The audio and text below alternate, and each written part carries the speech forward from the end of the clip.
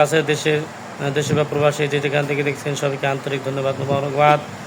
এই মুহূর্তে মারকাজুল হুদা cadet academy মাদ্রাসার ছাত্র প্লে গ্রুপের ছাত্র মোহাম্মদ মিজউদ্দিন একটা নুরানির গজল আপনাদেরকে শোনাবেন। সবাই মনোযোগ সহকারে শুনবেন, আর ভালো লাগলে অবশ্যই বেশি বেশি লাইক কমেন্ট শেয়ার করুন।